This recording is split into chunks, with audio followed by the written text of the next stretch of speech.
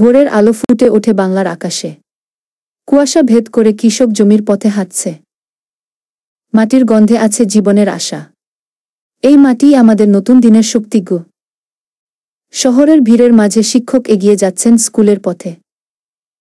শিক্ষা দিয়ে আমরা গর্বগানী বাংলাদেশ। প্রতিটি শিশুর চোখে লুকিয়ে আছে ভবিষ্যৎ। গ্রামীণ স্কুলের আঙ্গিনায় বাচ্চাদের কণ্ঠে ভেসে আসে স্বপ্ন। আমি বড় হয়ে ডাক্তার হব, দেশের মানুষকে সুস্থ রাখব। আমি বিজ্ঞানী হব, নতুন কিছু আবিষ্কার করব। নদীর তীরে জেলে মাছ ধরছে, পাশে সৌরবিদ্যুৎ আর তরুণরা গাছ রোপণ করছে। পরিষ্কার শক্তি, সবুজ গাছ আর সুস্থ প্রকৃতি, এগুলোই আমাদের ভবিষ্যতের প্রতিজ্ঞা।